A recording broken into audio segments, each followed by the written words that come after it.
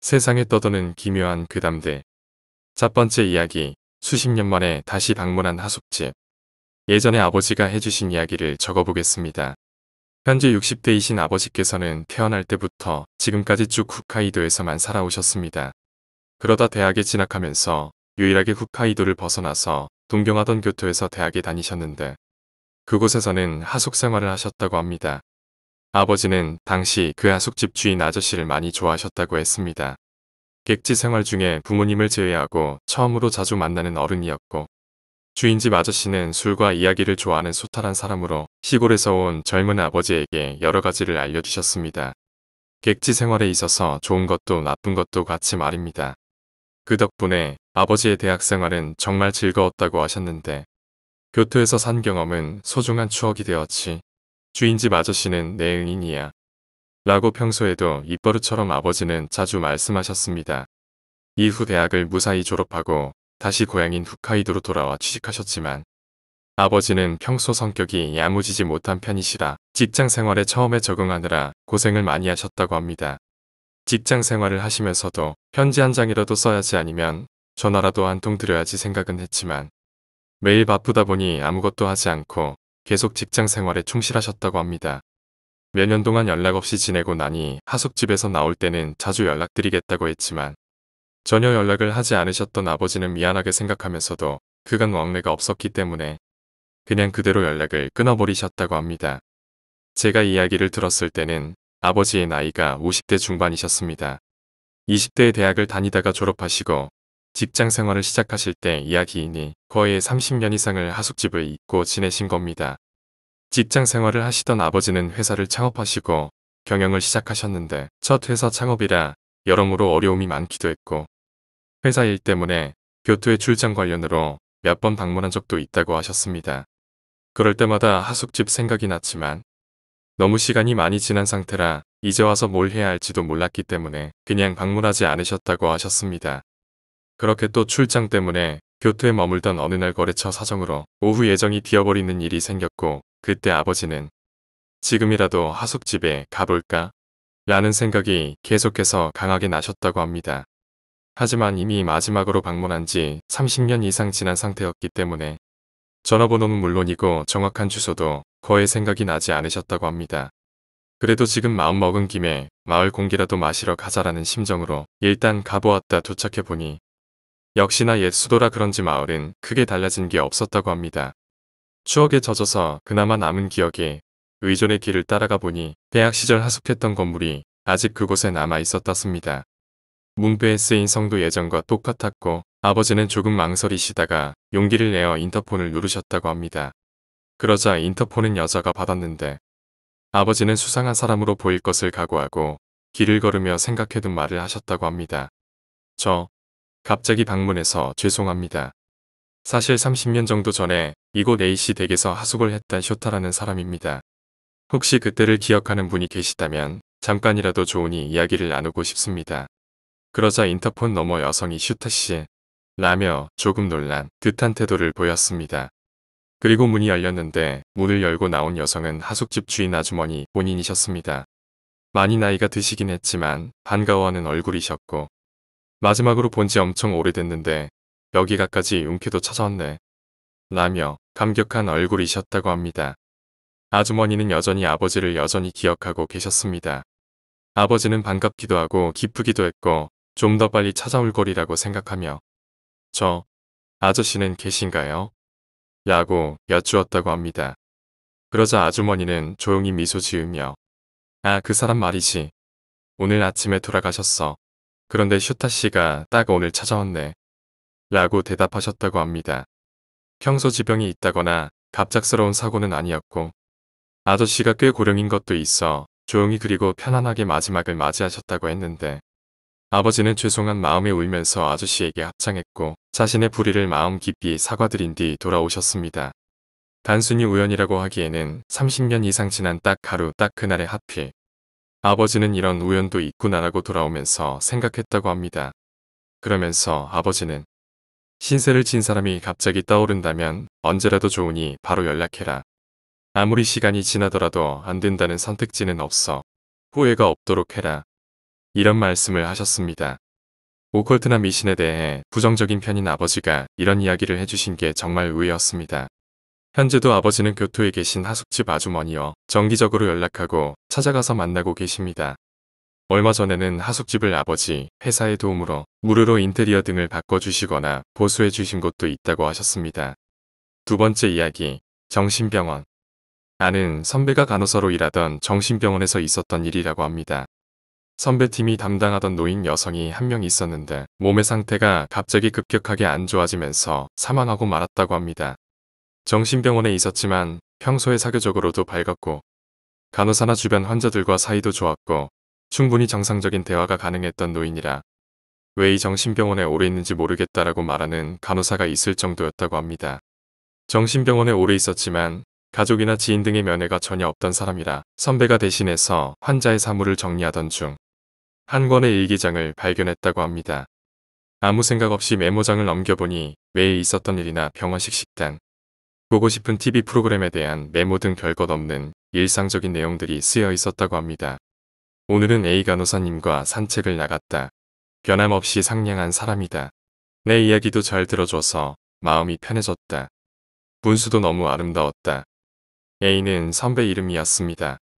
이런 기록들도 있어서 선배는 조금 눈물이 나기도 했는데 계속 넘겨보다가 돌아가시기 바로 전날 쓴 내용을 본 선배는 전율했습니다. 그때까지 까만 볼펜으로 적혀있던 메모들이 그 페이지만 빨강이나 파랑 등 다른 색 볼펜들이 쓰였었고 문체는 매우 지저분했고 글자의 크기도 일관성이 없었다고 합니다. 전부터 날 싫어했던 모양인데 최근 들어 그게 노골적으로 드러나기 시작했다. 주사를 일부러 아프게 놓기도 하고 몸을 닦아주는 것도 너무 대충이다. 더 이상 참을 수 없다. 약 내용물도 위사에게 들키지 않도록 살짝 바꿔놓았다. 나는 알 수 있다. 항상 웃으며 날 무시하고 있다. 절대 용서할 수 없다. 죽어. 죽여버릴 거야. 상상으로 몇 번이고 연습했다. 분명 성공할 것이다. 내일 결행이다. 체열 시간에 목을 찌르고 그대로 옆으로 긋는다. 이것을 적는 것만으로도 마음이 편해진다. 오늘 밤은 잠들 수 없을 것 같다. 자신을 죽일 거라고 저주하듯 써놓은 메모장을 보며 선배는 한동안 움직일 수 없었다고 합니다. 선배는 같은 병실에 있는 동료나 환자들에게 본인이 본 메모장으로 인해 동료를 감추느라 그 이후 어떤 행동을 했는지 기억나지 않는다고 했습니다. 메모장은 곧바로 쓰레기통에 버렸다고 합니다. 그리고 침대 교환을 하던 동료가 침대와 벽 사이 사각에서 가위를 발견했는데 다들 특별히 신경 쓰지 않는 눈치였다고 합니다. 선배를 제외하고는 말입니다. 선배는 그 후 진심으로 퇴직을 고민했는데 결국에는 다른 병원으로의 전근을 결심했다고 합니다. 적어도 이 병실에는 2번 다시 들어오고 싶지 않았던 선배는 건강 문제를 핑계로 전근을 요청하여 병동 업무에서도 빠졌다고 합니다. 당연한 말이지만 선배는 평소에 남에게 못되게 군 적이 단 한 번도 없었고 오히려 환자가 자신에게 마음을 열어줬다고까지 생각했었다고 합니다. 본인이 실수한 것이 있나 다시 곰곰이 생각해봤지만 원망살 짓은 아무리 생각해도 한 적이 없었다고 했습니다. 선배는 지금 생각해도 전신의 털이 쥐뼛 서는 것 같다 고 말했는데 특히 그 일기장에서의 마지막 말이 만약 내가 A를 죽이기 전에 죽는다면 그것과의 거래 때문이겠지. 그때는 이 병원을 절대 가만두지 않을 거야. 특히 나를 이곳에 가둔 놈들까지 꼭 갈기갈기 찢어버리겠다. 내가 죽는 건 단지 시작일 뿐이다. 라고 이런 소름 끼치는 말이 적혀 있었다고 합니다. 선배가 이 정신병원에서 다른 병원으로 떠나면서 마지막으로 원장님을 만났는데 마지막으로 들었던 말이 있었다고 합니다. 전에 죽은 그 노인 그동안 꽤 봐왔었지. 사실 그 환자 가족들도 있어. 자세히 말해줄 수는 없지만 그 여자는 절대 세상 밖으로 나가서는 안 될 사람이야. 그 노인의 가족들한테도 내가 얼마 전에 사망했다고 연락하니깐 오히려 아주 안심하더라고. 여기까지 듣자 선배는 더욱 업에 질리게 되었고 이후로 다른 병원으로 간 뒤에는 정신병원 쪽 업무는 다시는 보지 않고 있습니다. 아직까지는 선배와 그 정신병원에는 아무 일도 없다고 합니다. 세 번째 이야기, 산길. 후쿠오카에 있는 대학교에 다니던 시절의 이야기다. 원래 집은 오이타였다. 방학이나 연휴 때는 고향에 돌아가 고등학교 친구들과 놀곤 했다. 대학교 2학년이던 그 해 역시 고향에 돌아와 놀고 있었다. 허구한 날 한가하던 우리는 시간을 주체하지 못하고 있었다. 당구나 다트를 하고 놀다가 질린 나머지 친구 아이가 쿠마모토까지 드라이브를 하자고 제안했다. 우리는 새벽 1시 쿠마모토를 향해 가게 되었다. 오이타에서 쿠마모토께는 타케다와 아소를 지나는 산간도로를 거쳐야 한다. 아소쯤부터는 산길만 쭉 뻗어 있고 주변에 가게 하나 없다. 양쪽이 오픈 삼나무로 빽빽한 어두운 길을 그저 달려가는 것이다. 한참 달리다 보니 앞에 여자처럼 보이는 실루엣이 둘이 있었다. 불빛에 비추어진 그 실루엣은 길가에서 우리 쪽을 향해 걸어오고 있었다. 대학생이라 혈기왕성하던 우리는 오 여자다. 예쁠지 보자. 라며 속도를 확 낮춰 그 옆을 지나가게 되었다. 아무래도 두 사람은 모녀관계인 듯했다. 40살 정도 되어 보이는 여자와 중학생쯤 된 것 같은 여자아이. 둘 다 하얀 원피스를 입은 채 우리 쪽으로는 눈길도 주지 않으며 앞만 보고 걸어갔다. 우리는 뭐야 아줌마랑 아이네 라고 조금 실망하면서도 왜 이런 늦은 밤에 둘이서 걸어가는 걸까? 이쯤 사는 사람들인가? 라고 시답지 않은 대화를 나눴다. 우리는 계속 외길 산속을 달려갔다. 그리고 20분 정도 지났을까? 또 앞에 여성의 실루엣이 보였다. 오, 또 여자다. 라고 말하며 우리는 다시 속도를 늦춰 얼굴을 바라봤다. 그리고 얼굴을 확인한 우리는 한마디 말 없이 그 옆을 지나갔다. 나는 그 여자들을 지나치자마자 바로 친구에게 말을 걸었다. 야, 저 사람들 아까 말하지 마. 그 이상은 말하지 마. 나는 손을 벌벌 떨면서 쿠마모토 시내까지 전속력으로 차를 몰았다. 시내에 도착해 문을 연 패밀리 레스토랑으로 들어간 뒤 나는 다시 친구에게 물었다. 야, 아까 그 두 사람 20분 전에도 봤던 사람들이었지? 친구 아이는 고개를 끄덕였다. 나도 그렇게 생각했는데 차마 확인하고 싶지가 않더라. 어쩌면 정말 닮은 사람들이 이번 지나갔던 것일지도 모른다. 다만 그 하얀 원피스 차림으로 앞만 보며 말없이 걷는 모습을 다시 봤을 때는 온몸에 소름이 끼쳐 말도 못할 정도였다. 네 번째 이야기, 체육대회. 직장 상사가 규슈의 작은 섬 출신인데 그 섬에서 있었다는 기분 나쁜 이야기다. 도민 체육대회가 있던 날 밤, 한 할머니가 실종되어 전 도민이 수색에 나섰다. 사흘 동안 할머니를 필사적으로 찾았지만 찾을 수가 없었다. 이런 작은 섬에서 사흘 넘게 찾지 못한다면 대개 바다에 떨어졌기 마련이었다. 결국 수색은 일단 중지하게 되었다. 그런데 실종 일주일 만에 할머니가 발견됐다. 믿을 수 없는 이야기지만 길을 달리고 있다 문득 정신을 차려보니 밭에 할머니가 가만히 앉아 있더란다. 발견한 사람이 할머니 하고 부르자 응 하고 대답도 하고 정신도 말짱해 보였단다. 일단 주변 사람들을 불러 모아 병원에 할머니를 데려갔다고 한다. 병원 가는 차 안에서 왜 그런데 앉아 계셨어요? 어디 가셨던 거예요? 하고 묻자 할머니가 이런 이야기를 했다고 한다. 운동회가 끝나고 집에 돌아왔는데 본 적 없는 여자아이가 있었다고 한다. 여자아이가 할머니에게 맛있는 걸 대접할 테니까 따라와 라고 하기에 얌전히 따라갔다고. 자, 이게 대접이야 라며 접시를 내왔는데 자세히 보니 지렁이가 스파게티처럼 담겨 있었단다. 그리고는 발견될 때까지 마땅한 기억이 없고 정신 차리니 그 밭에 앉아 있더란다. 병원에 도착해서 검사하는 도중 할머니가 기분 나쁘다며 토를 했다. 의사가 구토물을 살펴보니 대량의 지렁이가 얽혀 나와 있었다고 한다. 5번째 이야기, 외지인. 지금 제가 다니는 회사의 차장님이 워크숍에서 얘기해 주신 것으로 지금으로부터 15년 정도 전에 겪으신 일이라고 하십니다. 당시 신입으로 입사하셨던 차장님은 지방의 한 신설 사무소에 배치받은 상태였는데 근처 공장에 부속되었던 사무소는 시가지에서 멀리 떨어진 산속에 혼자 덩그러니 서 있는 곳이라 날이 저물면 차도 다니지 않을 정도로 매우 조용한 곳이었다고 합니다. 일 자체는 매우 편한 편이었답니다. 사무소의 위치 자체는 앞을 지나는 도로를 따라 오른쪽으로 한참 가다 보면 근처의 마트를 갈 수 있었으며 왼쪽으로 한참 가면 몇 편의 마을로 갈 수 있었는데 걸어서 마을 중심부까지 가기에는 상당한 시간이 걸리는 위치였습니다. 본래는 한가한 사무소였지만 갑자기 많은 업무가 생겨서 홀로 야근을 마친 차장님은 피로에 절어 사무소를 뒤로하고 퇴근하셨다고 합니다. 자취를 하던 아파트를 향해 운전을 하던 중 자기도 모르게 길을 잃으셨다고 합니다. 피곤했던 나머지 오른쪽으로 가야 할 것을 왼쪽으로 가버린 것이었습니다. 차는 이미 마을 쪽으로 들어가고 한참 시간이 지난 상태였다고 합니다. 도로를 지나는 다른 차도 없었던 터라 바로 차를 돌려 돌아가면 됐을 텐데 차장님은 일단 도로를 따라 직진했다고 합니다. 가던 길로 쭉 달리면 원래 가려던 길로 돌아갈 수 있는 길이 나올 거라고 생각했는데 도로 정리가 제대로 되지 않은 시골길은 예상과는 훨씬 달랐다고 합니다. 한참을 달려 간신히 발견한 길로 들어가기를 몇 번이나 반복했는데 나중에는 어디를 어떻게 갔는지조차 확실치 않은 상황의 주변은 완전히 어둠에 잠겼고 길은 점점 좁아졌습니다. 시간도 너무 늦었고 다시 왔던 길을 돌아가는 것도 이제는 불가능하다고 생각하셨다고 합니다.